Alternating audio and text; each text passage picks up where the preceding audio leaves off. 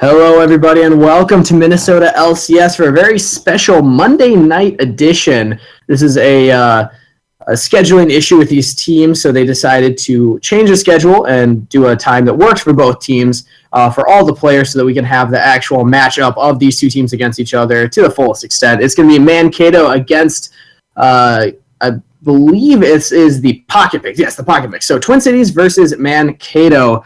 Mankato just coming off of a loss against Ganked by Gophers from Twin Cities. So they're looking to get their revenge here against University of Minnesota, taking away the second team coming from that school, trying to get their 10th win of the split. They're sitting at 9-1 right now, second place. And Pocket Picks, they have their playoff spot secured, but they're more bottom of the pack going into playoffs. They have so far their 7th seed.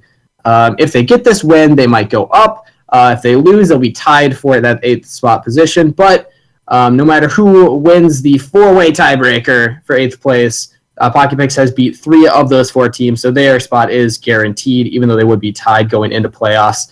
So there's a lot of interesting things going on with this team, Pocket Picks, here. They started off a little strong, struggled a little bit towards the middle of the tournament, and have been struggling to pick up wins as of late, but they are still a team that has a lot of strong individual players.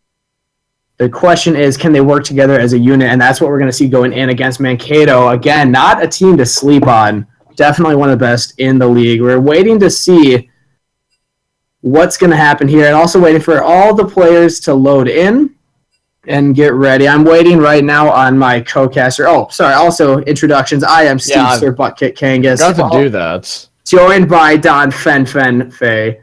Don, how's it going? It's going really well. As you mentioned before, I'm really excited to see this game. While it doesn't affect whether or not each team will make it into playoffs because it's already guaranteed, it still affects where they stand when they go into playoffs, so they have to keep that in mind. Right now, I am just patching my league clients. I haven't been on it in about a week, so that gives you any idea. Classic casters. Always talking, never playing. Come on, Don. Hey, I'm a college student too, just like everyone else is part of this league, so we all have our busy lives. True. Some of us take this more seriously than others, but at least now we know who. Oh, shut up, you. So what do you feel about these two teams playing against each other? Again, I mentioned how Pocket Picks, they showed that they had a lot of hype around them at the beginning, being the second Twin Cities team last split in the fall. Both Twin Cities teams went very far in the tournament, making it pretty deep into playoffs. Ganked by Gophers, the B team at the time, losing out in the quarterfinals, whereas the A team of the Wombats took the whole tournament, getting first place. Now Ganked by Gophers are in that first place spot, but this year's what we would consider the Minnesota B team struggling a little bit in the standings. What do you think the reason behind that is?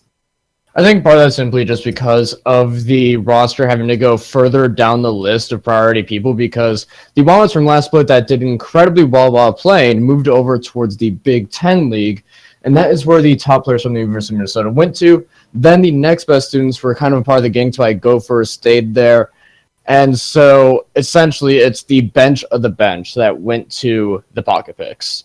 And while there's still... That's a very interesting way to put it. Yeah. Well, it's true. If you think about it, that is what the case was.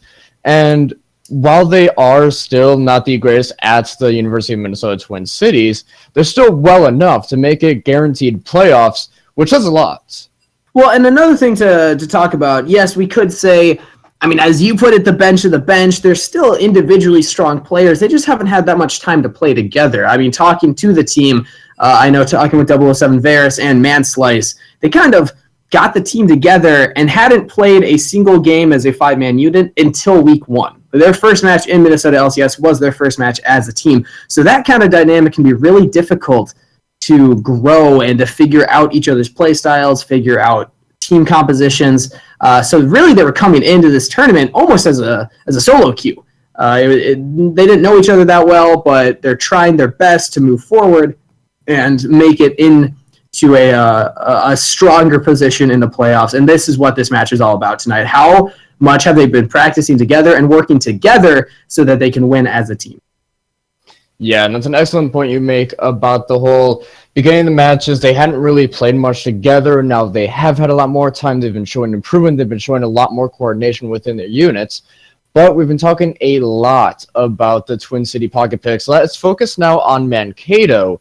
Specifically, I want to look a little more closely at Feels Batman because of his absolute dominance towards the top lane that we have been seeing within these last few weeks. He's really been putting the team on his shoulders, constantly winning lane and being able to use whatever advantage he can get and drive it home in that early to mid-game stage.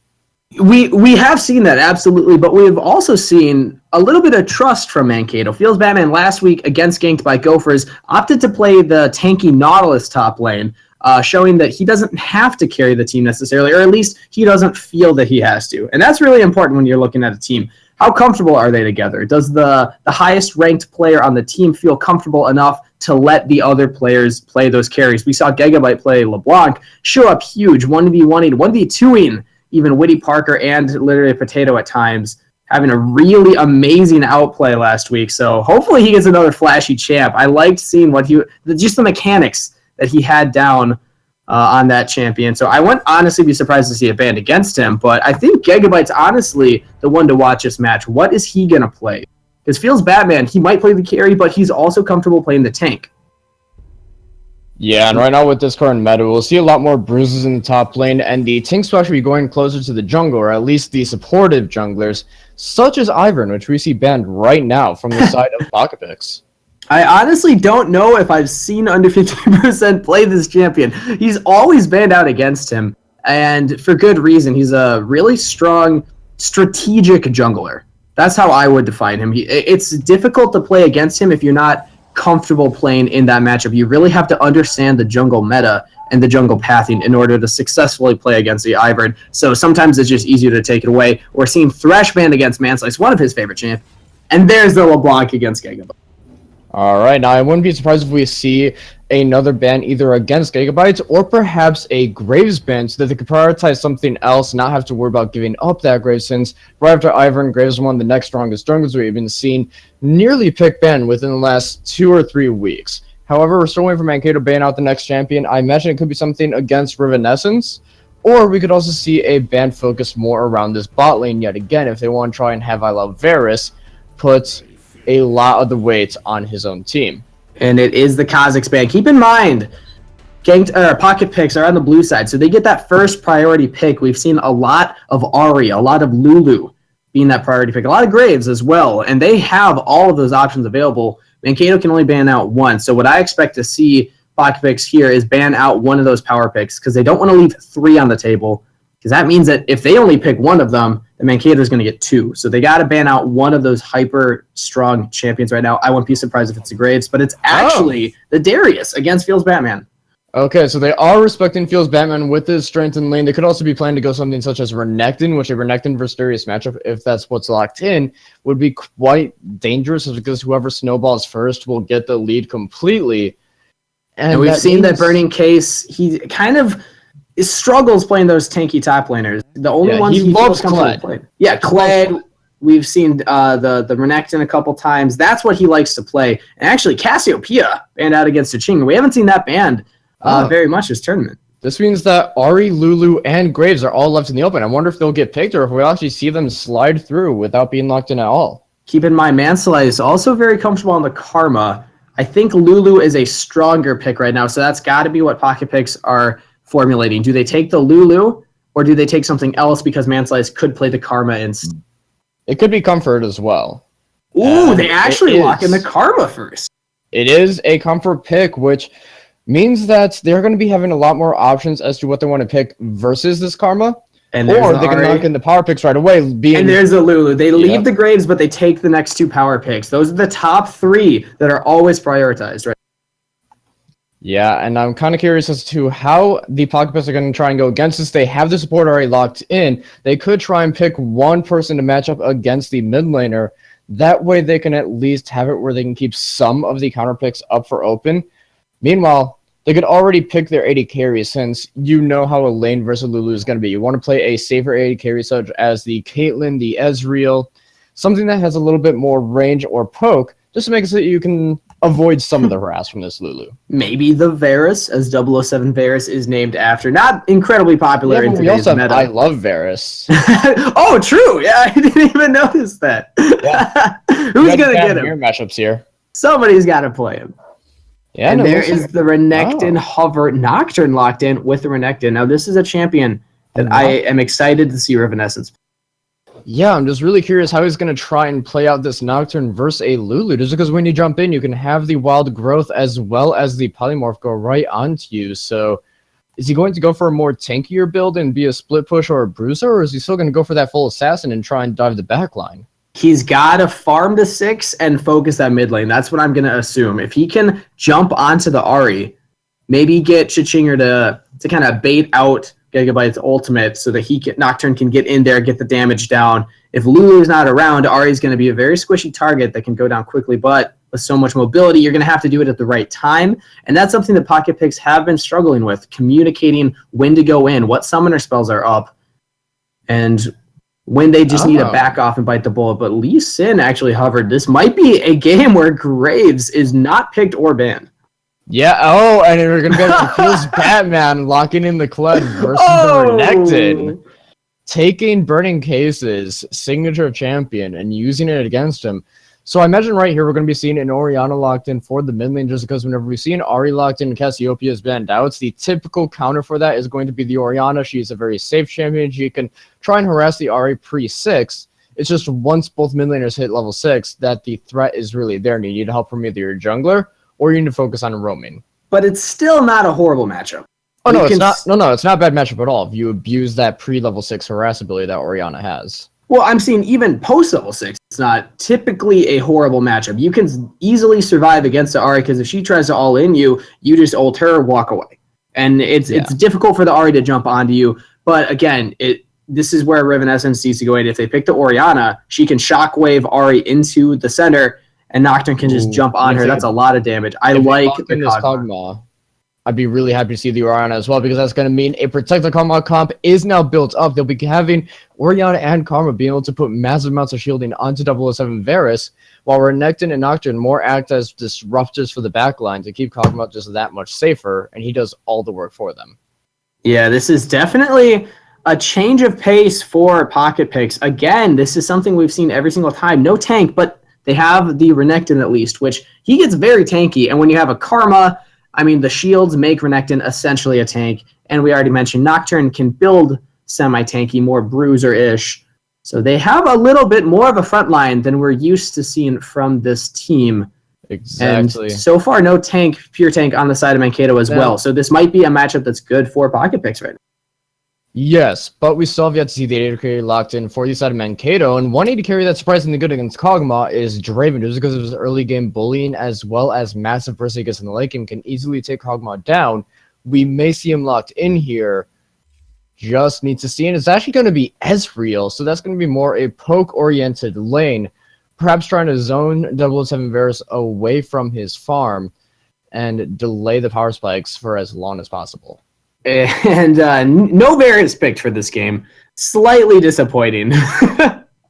To be fair, Varus has been out of meta for the last few patches ever since the nerfs to lethality, and despite the names of some summoners, they don't always stick to what they have. I mean, come on, we have the person that's named Baron for Akali, and we've never seen him lock in Akali once. And we've seen right nut a Faker, and he doesn't even play mid lane, so it's just all out the window. Ridiculous. But these are the teams locked in. What do we feel about these team comps, and how do you think they're going to play into each other? We mentioned a lot about the mid lane, slightly about the bot lane. What do you think about this top lane matchup? So, I want to say that it's very skill matchup for the Kled versus the Renekton, because those are two champions that are very bruiser heavy, very early game in the lane, want to just beat your opponents and get a dominance going. Kled can easily all in the Renekton, and when he goes to go all in, he has a lot of burst damage with his W and his Q. Renekton can do the same thing. However, there's one thing that I always like about Renekton more than Kled. When Renekton goes in, he has the option to immediately jump back out using his slice and dice. Kled, when he goes in, he's a champion that never wants to go back out. You want to stay in a fight and try and prolong it for as long as possible. So Renekton can kind of jump in, jump out. Kled's like, Yeah. hey, whole team, come on. Like, everybody in. yeah, and when these top lane fights happen, I imagine it's going to be Burning Case trying to get that slice, the stun, use his calling, and then just dash back away. And meanwhile, feels Batman may try to follow up with them using his own little mini dash, as well as keeping the bear trap on a rope on top of him to make it so that he can just go for that big all-in type fight. I really want to see how this plays out, because that's the lane that I feel like is going to actually be determining this game, unless the only other lane I could really see gain a big dominance, at least for early game snowball, is going to be the mid lane. And something interesting to note here is talking about how Mankato plays as a unit. I'm curious to see where under 50% is going to put his pressure. Is he going to help out the Kled in the top lane? Or is he going to trust Feels Batman to get that advantage on his own and maybe even pull Revenescence's pressure up there so that under 50% can go mid? I was talking a little bit how I wanted to see the Nocturne going mid a lot into the Ahri because of the Lulu on the bot lane. He can really only go mid or top. I mean, if he's always going top to help out Burning Case, that means under 50% can always go mid to get Chichinger behind, get Gigabyte ahead. So there's a lot of options, a lot more options, in my opinion, for under 50%, just because when you have that master tier top laner in Feels Batman topside, you have a lot more stability as a jungler. You can kind of trust that they're not going to get too far behind if you don't pressure them. Yeah, and one thing that's going to be a little bit more of a side strategy that I want to talk about. Now, you and me both support mains, right? Oh, absolutely. Exclusively. How much do you know about how Karma wants early lane to go? You definitely want to be able to get to that level 2 as soon as possible. Using that Q to help your AD carry farm the second wave. You don't necessarily help as much with the first wave, but you got to hit that second wave of all the melee minions so Kog'Maw can clear them up. You get level 2 before the Ezreal Lulu and just try to go all in. Okay, and with that style of play, that essentially means that as a Karma lane, the ideal scenario for you is pushing in very heavily early, in which this case I would love to see under 50% know that because of his team communicating it. Hopefully Ransack Moves has that knowledge, communicates it to under 50%, say, hey, go start by a red, come down, hit level 3, come by, because by the time you hit level 3, they'll be naturally pushed up because that's how Karma wants to play. That's how Karma lane goes, and that would mean a very easy gank for under 50%, because even though they do have the Karma for the speed boost and the shields, that's still a full bot lane by the time it's pushed up, and a Lee Sin can easily gank that. Yeah, if they're able to bait the all-in, maybe even have under 50% start on that blue and just do a full clear on the bottom side jungle and then head bot to get an early gank, that could be a strategy as well, but I do like starting red more. And we've honestly red buff seen slow would be much better for the gank, so yeah. Yeah, and under 50% has opted to start on the top side jungle the past 2 games we've seen, actually starting on the Raptors. So I'm curious to see where his double pathing takes him with Lee Sin as his champion. Yeah, I'll doubt he'll do the Raptor Star as Lee Sin, just because Lee Sin is much better at single target clear in the early stages before he can really finish Warrior. So if he were to start Raptors, I'm pretty sure he would actually just straight up die to it. I don't know. I've never seen a Lee Sin try for Raptors, probably for good reason. He's a really squishy early clear. Yeah, most likely. But getting into this game, we have Minnesota Twin Cities pocket picks with Burning Case top lane, Rivenescence in the jungle, Chichinger making that money in the mid lane with 007 Varus and Manslace on the bot side. For Mankato, we got Feels Batman under 50%, Gigabyte with I Love Varus, and Ransack Moose on the bottom side. Again, we gotta make a top 10 best names in Minnesota. Ransack Moose has got to be on there.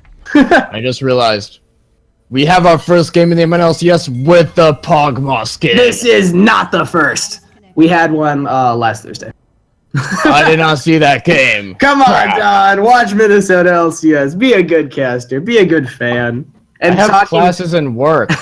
I worked 30 hours this weekend with double overnights. And talking to the fans right now, I know it's a Monday. It's a random night to be doing this. We didn't have a lot of time to communicate with everybody. So if there is anybody watching right now, and to everybody who will be watching this later, thanks for giving your support as always. Even if you're not catching it live, just check out the game. Share the games online. We try to get some onto YouTube as well. And hopefully going forward into Season 2, we'll do a better job of getting each game up there so we can grow the VOD. I think it's advantageous for the teams to be able to go back and watch their old games just to see how much they can improve. Some of these teams have been playing since the fall split, so going into next fall for Season 2, I think that would be really neat for them to be able to go back and say, look, this is how we acted there. This is how we performed as a team back then. This is how much better we've gotten. And just to see that improvement over. Yeah, and the biggest thing to keep in mind is that also next season we'll be having a lot of massive roster changes as these seniors for them schools will be graduating at the end of this term, which, by the way, to all of you will be graduating in a month. Congratulations. I'm not sure if any of the players currently are going to be saying that, but throughout the playoffs, we will be keeping a commemorative congratulations to all students that are graduating from their respective universities. Meanwhile, we're still waiting for this game to go underway just because there has been a pause in tradition of all the games that happened last week with that, what was it, average of like 10 minutes worth of pauses per game? I think they gotta be doing this on purpose, right? I mean, like, what are they doing? I haven't seen a single disconnect or anything. I'm pretty sure it's just some conspiracy for them to screw with us. They're like, what are the casters going to do now? Are they going to tilt? They're just trying to tilt us at the beginning and just get it out of the way. Yeah. But while we are waiting, there is one big thing that we can discuss that to me is a glaring piece that I want to look at. We have Gigabytes with a Ignite in the mid lane rather than something such as Ghost, which would be a little safer, but signals also that you want to be far more aggressive in that lane. Could possibly see Gigabyte farm hard for that level 6, try and stay safe versus the Orianna, and then go for the hard all-in right away, or potentially use the Spirit Rush to go roaming. And we may see some focus towards this top lane per se, because as mentioned before, if either Renekton or Kled get ahead, they could easily dominate their lane opponent just due to the sheer amount of scaling power that both of the champions have. Yeah, that top lane, we can't really emphasize enough how important that's going to be going forward for specifically the pocket picks here. I want to see Riven Essence up there to get Burning Case ahead because Burning Case playing into Fields Batman, the Renekton versus the Kled, that's such a delicate balance that you want to be able to get your top laner ahead, but if Riven Essence goes top, under 50% has the options to counter gank. He has the options to put pressure in other lanes, etc. So this is really under 50% is a jungle matchup, and as well feels Batman's top matchup.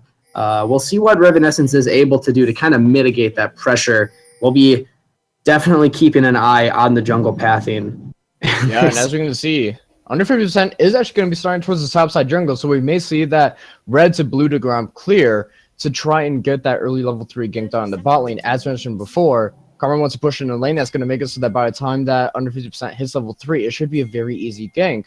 And we could see a first blood by around the 3-minute mark here. And it might be Lee Sin taking the Raptors. I mean, he is hovering on there. Yeah.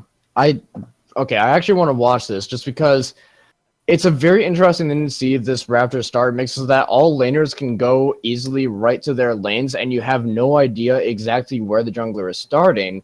You get level 1 just by clearing these small Raptors. You don't even have to kill the big one. You just kill the small ones. That clears it fully. But I feel like Lee Sin is still going to be taking way too much damage in this early part just because of how squishy he is in that early clear. Yeah, and it all just depends on what... Oh, he's having Gigabyte throw a Q. Okay, there we go. That's how you do it. And as well, I'm assuming he's taking the Tempest and Cripple ability first to get that AoE onto all those small Raptors. Nope. He didn't. He took Safeguard so they can get the lifesteal. That's going to help him stay safer. Okay, that is another option as well. You can tell I'm not a jungler, everybody. I'm sorry. It's because his E ability doesn't have enough damage in the early parts of the game in order to make it so that the Raptors would full clear after the Orb of Deception goes through. So it's not worth it. And Manslice trying to do with Ransack moves, missing the empowered Q. But it does hit the minion. Yeah, exactly. And so no matter where you throw it, as long as it hits something, that's the important part. And this is where we're seeing that push, that pressure. It seems as if they will. Ooh, they're actually fighting for the level 2. I love Varus looking to go for it as well. And Gigabyte taking a lot of damage mid here from Chichinger. The charm lands. Ooh, are they going to blow Summoner Spell? Flash! Blown by Gigabyte. Yeah, we're actually seeing all lanes be pretty Ransack Moose taking a lot of damage. Shield comes out from I Love Varus. Exhaust from Manslice. They keep pecking them down. Exhaust onto Varus. Ooh, Ransack Moose trying to shield himself up. Manslice flashed in. All summoner spells blown. Only a flash from I Love Bears, and that's at level 2. That's what we were talking about. Yeah, and then inside time, we're also seeing a little bit of trade going on between Burning Case and Feels Batman. Burning Case gained that level 2 really early. He's already level 3 and having the wave shoved in very hard against Feels Batman. Now, the interesting part is, though, is that the respective lanes, top and bot, that are being shoved in, have it where the junglers are in the side where the lane is currently shoved. You can see that Revenescence went for the invade, got the wards down, didn't get any camps, but he now has vision and knowledge that Lee Sin is going to be towards that bot side jungle.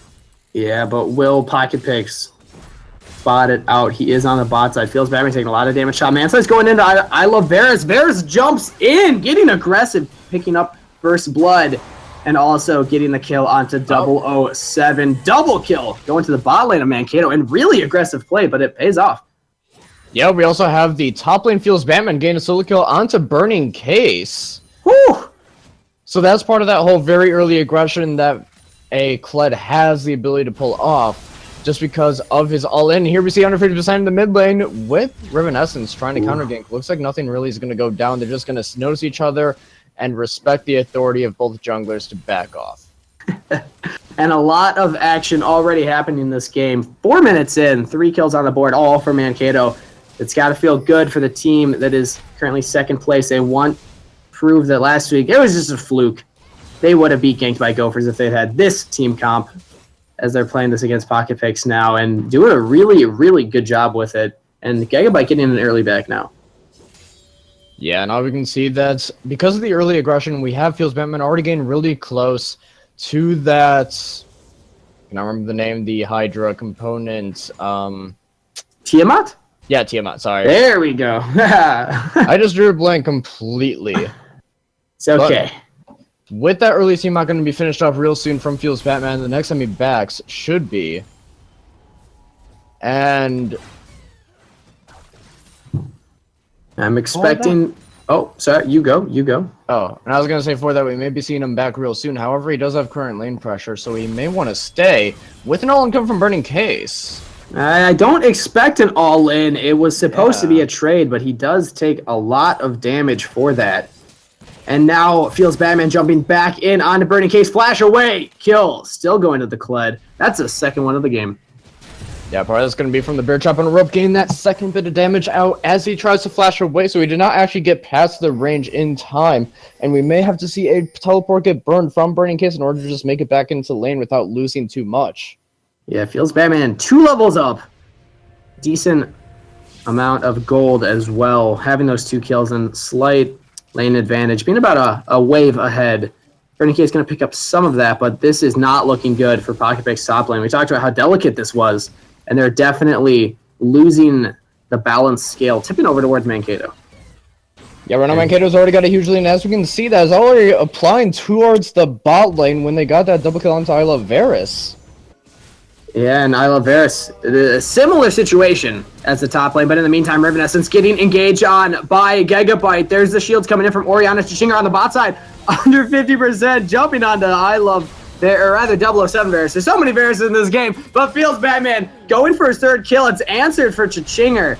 A 1-for-1 trade in the mid lane, exhaust onto 50%. He's still going for the kill onto Manslice, taking 2 turret shots, but still very healthy. Ransack Moose and I Love Varus are nearby. Manslice has got to get out of there. He's not in a safe position to defend this turret, and he looks to back off. Yeah, and interesting enough, we had where both the mid laners end up trading a kill for kill with that little bit of the aggression towards the bot lane. Ooh, on the top side, Feels Batman does not want to give Burning Case any moment to rest. Aggressively trading. Ooh, under 50%. Can he get the blast? There we go. Over that Dragon Pit into safety. Yeah, and real soon we'll be seeing Feels Batman gaining a teleport advantage over Burning Case in just about 1 minute 10 seconds. So we could use that. He already has used charge, so that's going to be up in about 100 seconds.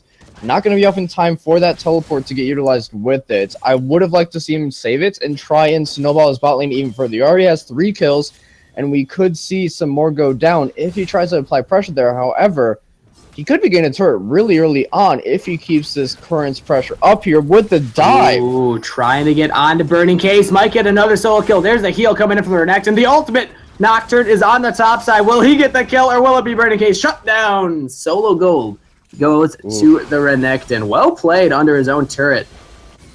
Yeah, and part of that was also just because right when that dive started, Feels Batman did not notice, but Burning Case actually hit level 6, which essentially meant he got his ultimate, he got the bonus health. Nocturne in the middle, there's onto Gigabyte, but there's the Spirit Rush. And this is the communication. You're blowing ultimate for ultimate. How worth it is that in the end? It might be, as Chichinger going in on a Gigabyte. Spirit Rush was still up, getting him just out of Shockwave. Barely in time, but Chichinger used Flash. Not afraid. Oh, he did? Oh, my, I didn't even notice that. Yeah, so it was actually a Flash for an ultimate. But now under 50% going to catch out Revenessence in the jungle. Revenessence so low on mana. Gigabyte's nearby as well. And unfortunately, Chichinger's just nowhere to be found. He's warding the bottom side of his lane, and that's a solo kill over to under 50%. Might be blue buff as well to Gigabyte. Under 50% does not want to let Chichinger do anything about this. Knocks him into Gigabyte, but maybe that wasn't good for his teammate as Chichinger picks up a kill. It will be blue buff going to under 50%. That's that moment where you're in the mid lane, like, come on, like, why did you kick the Orianna into me? But maybe it feels Batman will pick something up for this. The Kled ultimate jumping in under turret. He doesn't mind getting his 4th kill of the game. Yeah, there's going to be a massively fed Kled, already almost having that Titanic Hydra completed, potentially going for a Black Cleaver right now, actually. Not going to be finishing up the Hydras. Meanwhile, in the bot lane, we can see some poke going on between the two AD carries. And this is what we were talking about with the Kled. I mean, the Roam's mid are so easy, and this bot lane is not going any better for Pocket Picks. Not a single lane doing incredibly well, except for mid, actually. Chichinger getting a sizable advantage over Gigabyte. Last time we saw against Ganked by Gophers, Gigabyte was really the hope that Mankato had of getting back into the game, but now he's struggling a little bit as Feels Batman takes over the carry role as he goes back in onto Burning Case. Ultimate's available. But a disengage coming in from the Pocket Pick top laner. Yeah, right now he is still quite behind. He does have the Ninja Tabi, which will be defending a lot of the damage that Feels Batman will be doing with his auto attacks, especially the W4 auto attack succession. Meanwhile, it looks like he does want to go in with the Dominus. Can he get Skarl away? He does. He might actually win this trade. Jumping back in. Flash available for Feels Batman. It's blown. Skarl comes back. The shotguns were landing. Revenessence getting caught out in the bottom jungle by under 50%. The fear goes in. The shields. He might get away. Oh, and the blind shockwave from Lee Sin picks up the kill. Or not Shockwave, sorry, the blind Q from the Lee Sin. In the meantime, on the top lane, Burning Case, one more auto will get him. Do you flash for it?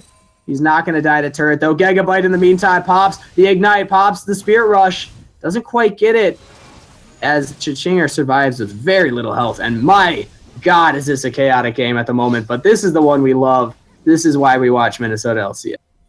Yeah, now with that aggression in the top lane, maybe saying Feels Batman using the teleport in order to get back to the lane. If he does use it, it means that Burning Case will be having the teleport advantage. So maybe a little bit smart for him to save it, because there's no way that Burning Case will want to risk going back. But it looks like he still wants to use it.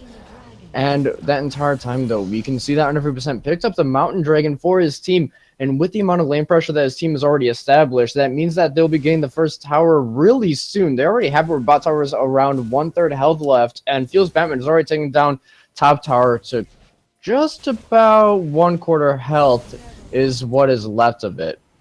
Yeah, so this is the moment with the Pocket Picks. And Slice still not level 6. His lane opponents both level 7. This bot lane is bleeding.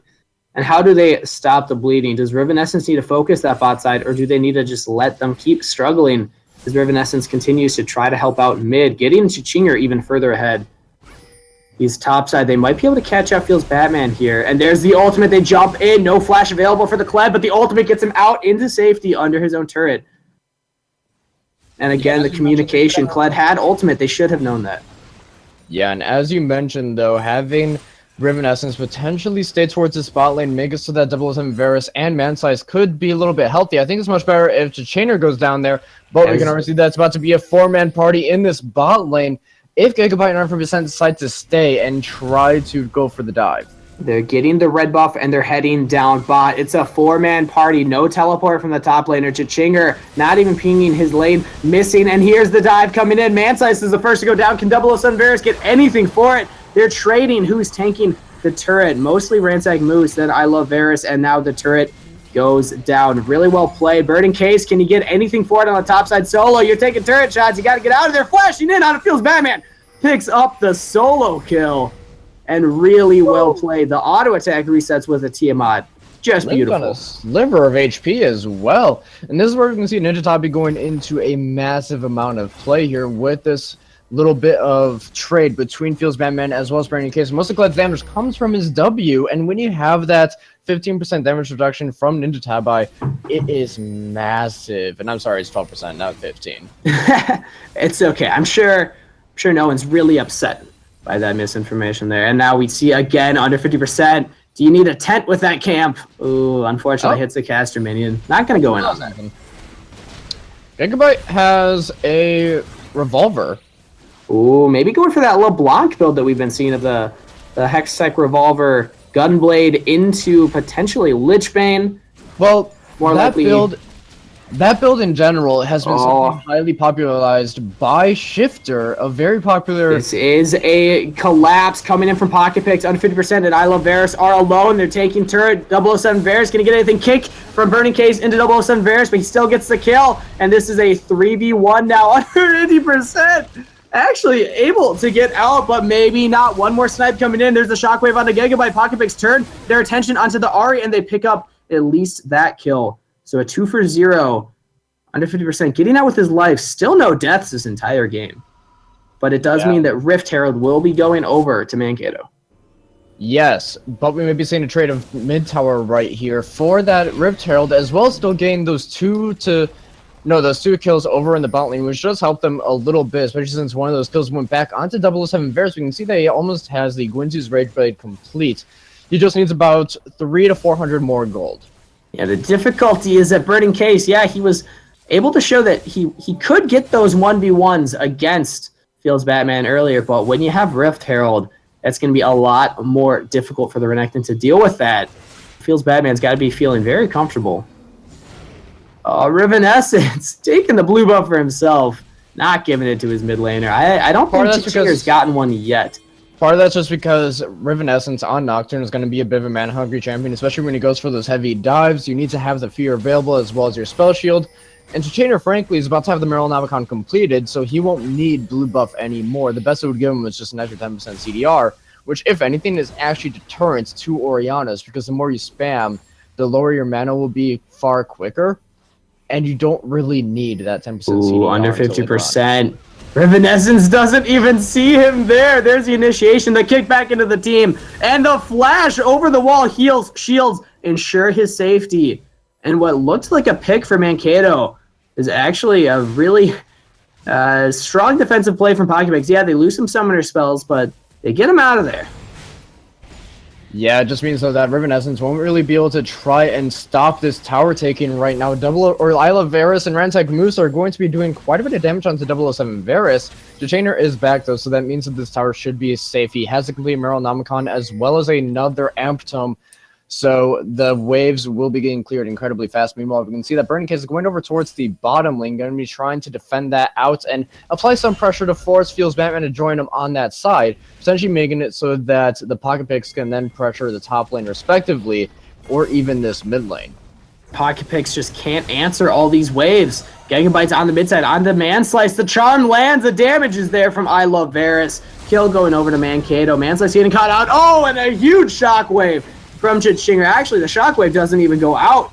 Just the damage from the Oriana is able to get the kill on the Gigabyte. Revenescence chasing down under 50%. Chilling Smites down. The slows, the fears. The team is there to follow up. Can they get the kill though? Under 50% might be able to jump over a wall. Kicks Revenescence away. There's the Lulu ultimate. Wild Growth keeping him alive. Can they get any more damage onto him? There we go. Revenescence picking up that kill. In the meantime, Feels Batman on the back line onto 007 Varus. Manslice DCs during this team fight. He was down though, so his team able to pick up a little more without him. Chichinger's caught between a rock and a hard place. Gonna give the kill over to Feels Batman. Popping Ghost in the meantime. Not sure if the summoner spell was worth it, but overall a bloodbath in the mid lane. And there's the pause. Unfortunately, Manslice, yes, he did get caught out and then DC'd. Curious if some of that was because of maybe a connection issue, so he's trying to restart his computer. But either way, Pocket Picks are actually starting to get some of these trades. They're doing these team fights and they're segmenting it out. They're getting the picks. They're capitalizing when Mankato is overextended and actually making it an even trade. Yeah, and part of that is twofold. One is going to be Gigabytes, as you mentioned before, really overexciting here. We can see that the Spirit Rush is being used very aggressively. Usually all 3 charges used just to make for a single pick without positioning yourself so that you can still get away smoothly. And that is very punishing, especially when you have the Shockwave as well as the Nocturne Ultimate coming through and just completely destroying him. Meanwhile, we still have it where Feels Batman and 100% are doing quite a good job keeping their own advantages. It's just, what can they get with those advantages? It's becoming slightly more and more difficult as this Karma and Oriana are becoming huge peel bots for the Kog'Maw. And Oriana, even though she has a massive amount of shielding, is still also very powerful herself.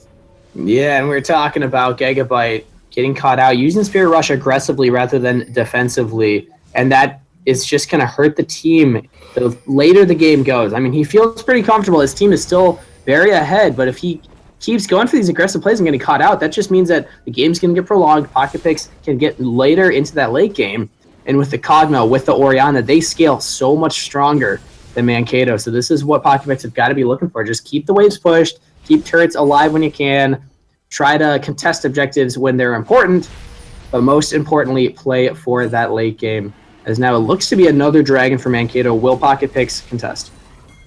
Yeah, I mentioned they want to Weapon Essence is nowhere nearby, but he has Paranoia, so once he does get in range, he will be able to try and ult it. Not in range in enough time. Yeah, and unfortunately, that's the second Drake going over to Mankato. A Mountain Drake, then an Infernal. That's a strong, potent combo, especially at this stage in the game.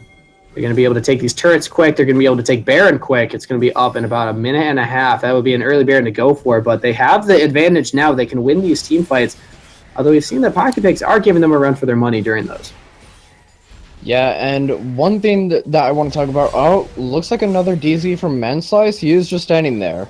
This would be unfortunate. Oh, third pause of the game. Hey, yeah, at least it's not Tuesday. That's all I can say, because if it's Tuesday, then we know the next game would also have the same problem. So this is just one game in one day. We can take a little extra time. Yeah, and while we are on this pause, I really want to discuss this quote-unquote shifter build onto the Ahri that we are seeing Gigabyte utilize. It's a build that originally appeared first onto LeBlanc, but still one that is popularized by Shifter, so any mid lane mage that can utilize it is called the Shifter build. It's where you go Hextech Gunblade, focusing on that Revolver first, then going for the Lich Bane immediately after. And the whole point of this build is use someone who is hyper mobile and has low cooldown mobility spells that can be used both aggressively and for kiting to just get a lot of poke through the auto attacks with the Sheen proc as well as the Hextech Gunblade proc. And it's just a lot of poke damage that eventually stacks up enough to almost one-shot someone.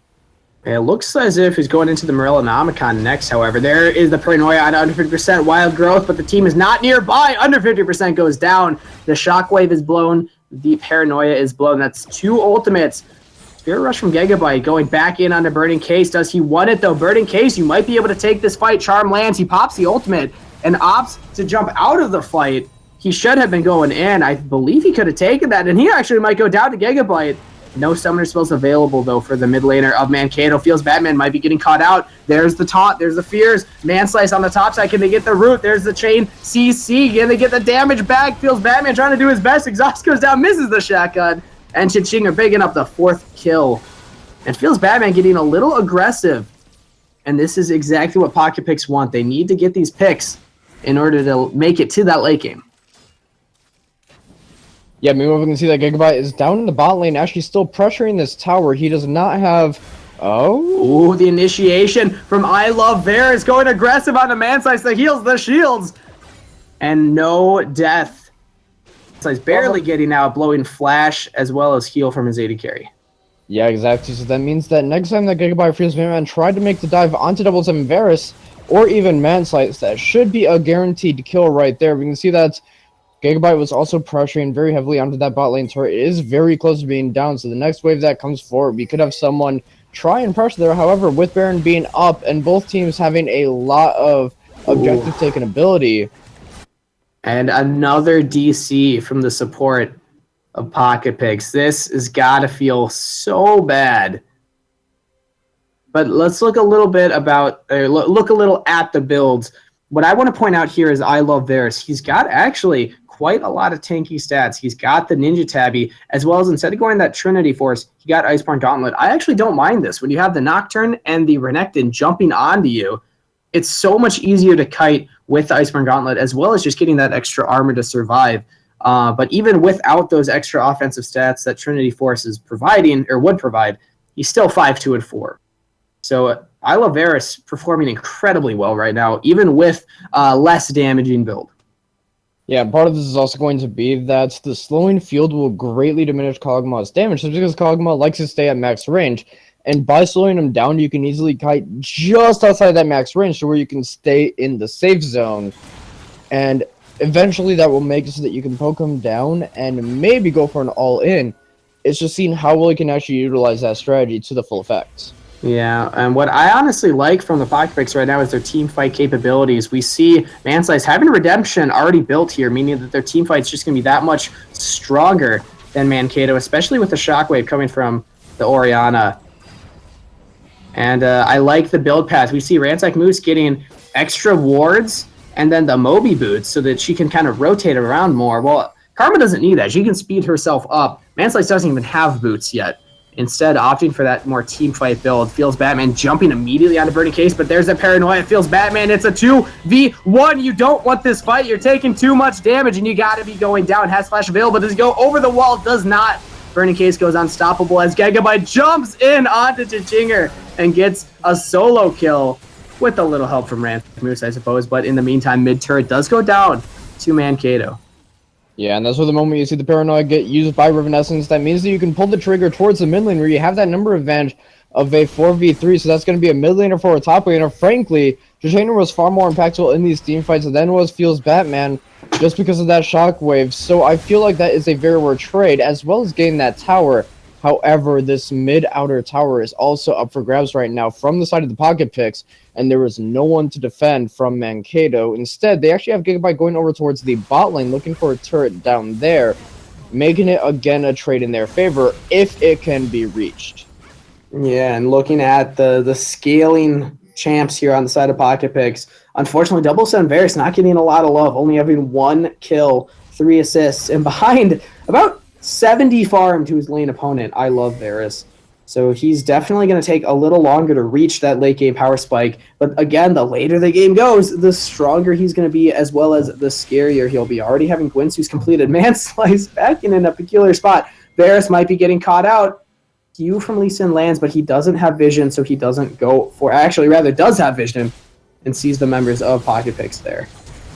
Yeah, and because of that vision, we back onto Chichinger. The charm goes wide. Burns the ignite. Ransack Moose is there and jumps away from the Shockwave. Unfortunately, 007 Varus in the meantime just getting destroyed by Feels Batman on that top turret. Revenessence wants the fight. Flash over from Feels Batman. Flash back from Revenessence. Landing the fears, but doesn't get it in time as Feels Batman able to jump the wall and another turret falling, going to Mankato. Yeah, and because of that little delay from Revenessence being able back and go for this tower, that means that Mankato should be gaining it for free, and it's a 4v3 down by this Nexus turret. There is no Spirit Rush from the side of Gigabyte, so he won't really be able to use it to initiate a fight. However, there is the Dragon Rage from under 50%. Let's see if he utilizes it. And Redemption comes down, does not save Revenessence. Burning Cases in the middle of the enemy team, trying to do as much damage as he can. Under 50% kicks, 007 Varus for it, but the Shockwave is trying to do as much as he can, getting a kill. That's 2 to the Pocket Picks, 3 to the Pocket Picks. It's a 3-for-1. Ransack Moose might be the next target. First death of the game as Feels Batman now facing down 3 members of an angry Twin Cities team. That's an ace for the Pocket Picks. Yeah, and part of that whole issue was the fact that Chichinger had respawned, and they did not respect the fact that Chichinger coming back with a reset on items as well as a fresh Shockwave available is going to be doing an immense amount of damage in that team fight. As well as Raining Case right now, having the complete Titanic Hydra as well as the Black Cleaver is going to be doing a lot of AoE damage, and they kind of stayed very clumped up there, allowing for I Love Varus as well as Gigabyte to just completely get demolished. Yeah, and they immediately go towards Dragon. It just came up. It's just a Cloud Drake, but they choose to not go for the Baron. It would have been an interesting play. I would have maybe liked to see it happen, but they only have 3 members without the jungler, and Mankato just wasn't down for it long enough. They would not have enough time to go for that Baron. They potentially could have snuck it if the side of Mankato didn't suspect it. However, it is way too risky move to try and make, especially in a game such as this one, where it's already really close. Despite the huge gold differential, most of it being on the 80 carries, just because I Love Varus right now staying at around 12,000 gold, and 007 Varus only at 8,000. So that's a 4,000 gold difference. Essentially, a large majority of the difference between the teams right now. And then going for the Runeans first, meaning that he's going to try to clear these waves as opposed to the Blade of the Ruin King, which might be a little safer. It'll help him kind of kite away from the Kled, kite away from the Ahri, but he's so far behind, maybe he's just going to get deleted. Manslice getting caught out, getting kicked into I Love Varus, and the 7th kill going over to the 80 carry from Mankato. 007 Varus giving one to Gigabyte, and this might be Baron now for Mankato. Yeah, it should be a Baron just because you have the bot lane completely taken out. You have Burning K somewhere nearby, and 007 or I Love Varus. The Nocturne jumping in onto I Love Varus. Redemption's there. The Wild Growth in. The Shockwave gets 2 members, and that's 2 kills to the Pocket Picks. But Riven-Essence, you're biting off more than you can chew. Face checking a bush, pays the price for it. Burning Case on the back line, though, choosing to back instead. Mankato pushing this mid turret, might go for the dive. Feels Batman running in. Chachinger, you don't have Shockwave. Burning Ghost, avoiding the charms and doing so much damage onto Gigabyte. He actually survives, and in the meantime, just stalling. He's just making Mankato waste their time as they're forced to run away. Yeah, honestly, I don't get why you really tried to dive so far after that charge. You had it where you zoned off Chachinger from the turret. You should have been focusing your time trying to take it down. Just because you also have that Sheen on Gigabytes as well as a decent amount of damage built on 150%. You could have just gone for the tower. I don't know why not, because now you're forced to back, which leaves some time for the Pocket Picks to try and pressure onto this Baron. I don't think they'll be able to take it in time. They started, though. They want this fight. Keep in mind, Shockwave up for Chachinger. If Mankato jumps in, they're going to be facing a fight that they might not want, but they're trying to flank around all sides. Feels Batman going in solo. Gigabyte jumping onto the back line. Burning Case is the front line for Pocket Picks. They're getting so much damage. Exhaust on the Feels Batman. And the Paranoia picks up a kill for 007 Varus. Charm lands under Riven-Essence. He might be going down. Shockwave onto 3 members of Mankato. Does so much damage. Burning Case goes legendary. Gets shut down. A triple kill to Gigabyte. And Mankato actually turning the fight around. 007 Varus, you're caught out. You don't want to be on this side of the Baron pit, but you might be able to get a kill. Doing so much to under 50%. Goes down in the meantime, but oh, the ward jump away. And an ace.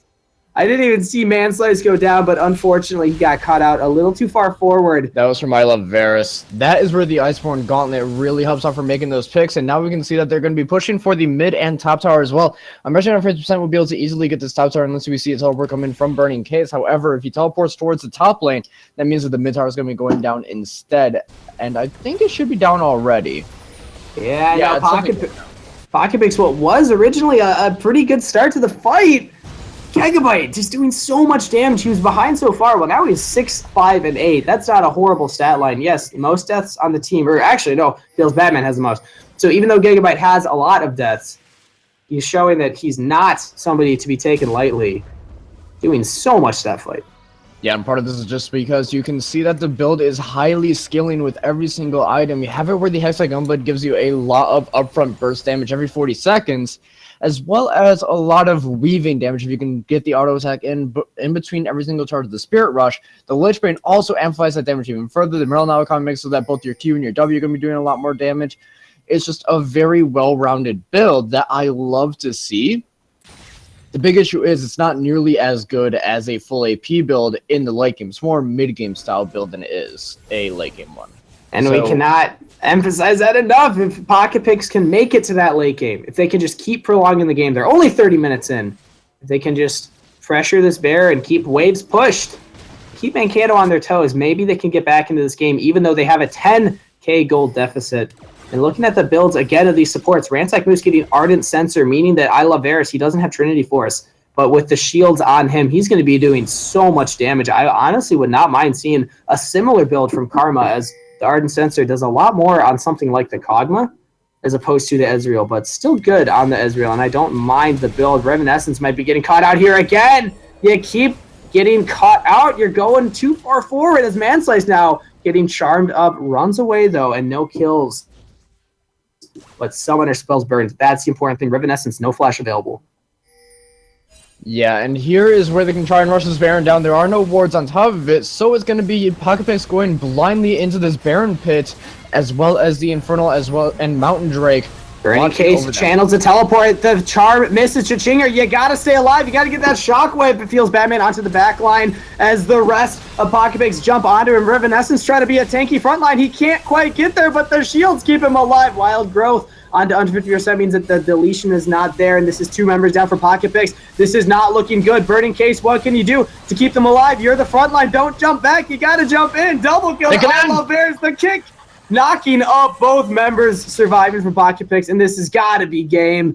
All members not enough time. Chichinger's going to be up in 25 seconds. They do not have any minions to try and take the towers. They can get double inhibitor, though, as well as Dragon.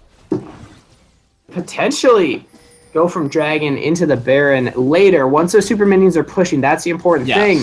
We saw Burning Case burn the teleport because he was pushing so far on the bot side. Well, now there's going to be super minions, so they're going to have to push out those lanes, and they won't have the teleport to fight that Baron again. So this is really good for Mankato.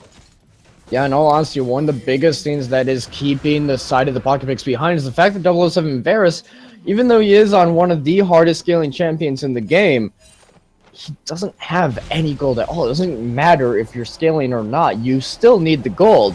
He is behind roughly 80 farm and a total of 6,000 gold. Yeah, just this. It never feels good when you're supposed to be that kind of hyper late game carry, and you're like, sorry, team. I mean, I might not make it into the late game, unfortunately. Again, only Gwynsu's and Runan's building into what I would assume is the Blade of the Rune King next. But it will take some time to get there, and that's the question is, can he survive long enough? Can the Pocketpix survive long enough? They do get the Scuttle, which is good for them. Getting some of that Baron vision. Again, we also see Riven Essence. We can also see Riven Essence building for the Blade of the Rune King, which the active is going to help for Pix. However, speaking of Pix, MNLCS getting charmed by Gigabyte, but Gigabyte doesn't want it. Running away, they sniffed out Chichinger. They had the ward there. They didn't want to have the shockwave. That would absolutely destroy Gigabyte. Not only that, but in order to kill you would have had to utilize Spirit Rush, which utilizing the Spirit Rush just for picking out MNLCS is not worth it at all, because you'd rather see Spirit Rush for either Chichinger or 007 Varus, because again, even though he's not too powerful right now, you want to make sure he doesn't have the opportunity to gain the gold that he would want to be the threat. Yeah, the more times they kill him, the longer he spends with that gray screen, meaning the less farm he's picking up, the less items he's getting, and the less he's helping his team out. Top wave pushing in. Mankato, instead of pressuring Baron, they're pressuring the waves. They see bot lane and mid lane they have supers. They're pushing themselves, so they send 4 top with Feels Batman pressuring mid. And what are Pocketpix able to do to defend this? It's going to be very difficult for them to stop this siege, as Mankato are just throwing everything out they can. Maybe they do an all-in onto Feels Batman. Riven Essence doing the 1v1, actually winning it slightly, but taking a lot of damage in the meantime for Feels Batman. Gigabyte jumping over the wall. There's a Spirit Rush, and the Shockwave goes wide, missing the target. This is not looking good for the Pocketpix. MNLCS getting engaged upon by Feels Batman, jumping onto the backline. Burning Case, he couldn't stop him as I Love Bears picking up a kill. 2 members left from Pocketpix, and they cannot hope to defend the Nexus turrets. They're falling down. So many super minions, so much damage. As 150% tries to go for the hero play and actually pulls it off, getting the charm from Gigabyte and the Nexus for the team. Well played, Mankato. Alright, so that's going to be the game of the day going over towards Mankato. And of course it's the game of the day because it's the only game that's going to be played today. Tomorrow, only 2 of them, because it was tomorrow's game for the Pocketpix versus Mankato that was rescheduled for today instead. But let us review some of the stuff that went down in this game. The biggest one, obviously, is going to be that lack of gold income onto 007 Varus, really putting him behind and not allowing him to become that late game hyperscaling carry that his team needed desperately. Yeah, but looking at the damage dealt, even though he didn't have those items he needed, he actually still did the most damage on his team, which is kind of surprising, honestly. I mean, he was so far behind, and we kept talking about how he just didn't have the items. We didn't think he was doing damage. Well, I guess he was. Chichinger doing a lot of damage on the picks. He was able to get Shockwave onto some of the squishier targets, but then actually, if you want to know what a decent amount of his damage was, don't forget he died 10 times. That means he got 10 of his passives off. True. He had 3,000 of his damage in purely his deaths. Well, no, because that one time, remember, he tried to get the kill on under 50%, but Lee Sin was able to ward jump away. So no, that's what I'm saying. No, he had 3,000 damage purely on deaths. Oh, is that the true damage that he dealt? Yeah. Oh my goodness. So from all those 10 deaths, he got 3,000 true damage dealt throughout that game. And it goes to show they can at least utilize a passive after death, but the rest of his damage was definitely from his W, and the fact that he was seen as a non-threat, so they could kind of avoid focusing him immediately, and he was still able to do damage in the later parts of the game. It's just, if he had hit that spike that we wanted to see him hit, that damage chart would have been probably double. Yeah, and this is honestly, it's a loss that hurts. But it's not necessarily all bad news for the Pocket Picks. We kept talking about how they've been struggling as a unit. They've been struggling as a team. Well, they just gave the second-place team in the league kind of a run for their money. It seemed like Mankato was kind of... place. What was that? Tied second place, because we still have... let's see here. You wanna rethink that? I'll give you one chance. Wait, did Mankato lose? Hey! Really? Oh, yeah, Games by Gophers are still undefeated. Mankato has one loss. Okay. Anyway, back to my point, Yeah. though. Back to my point. Pocket Picks were able to stall it out, and Mankato looked like they were kind of chasing their tails for a little bit. They're unsure what to do. Just because of the team comp that Pocket Picks had, it was so hard to win those team fights unless they were able to land a pick. They needed under 50% or Gigabyte to jump onto somebody that was caught out. And Pocket Picks, if they just work on their positioning, I think that they're in a pretty good position going into playoffs right now. Yeah, exactly. I also would like to see a little bit better of draft from both teams, just because they picked the Kled, but they didn't really utilize him to his full potential. Kled is a much better split pusher than a team fighter, as well as looking for picks. They were trying for that, but they weren't optimizing for it. So... Well, we saw when he was split pushing, Revenessence and Burning Case were able to handle the 2v1, picking up a couple kills off of him, and again, having the most kills on his team. A lot of that from being in the lane solo. So Feels Batman, I think that he tried, again, I agree he's a better split pusher, but he kept getting caught out, so he tried to do more of a team fight, and that's kind of what hurt them a little bit there, because they just didn't have that team fight that Pocket Picks.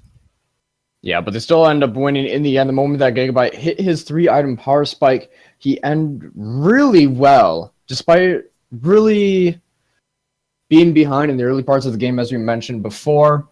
He came back, finished his items that he needed, and was able to just deal immense amounts of team fights damage, despite also having lower damage than I Love Varus, who had the most throughout the game. He still did incredibly well. And I'm happy you brought him up, because we like to give out player of the game, and my vote's got to go to I Love Varus. He showed up huge here, doing so much damage in those team fights, as well as being able to kite any member that jumped on him.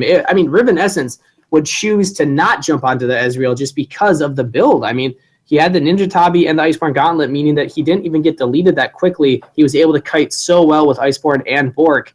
And then with the Lord Dominix at the end was just dealing so much damage. I love Varus. I like the build, honestly. It's not something we've seen a lot of lately, but it makes so much sense into the team comp he's playing against.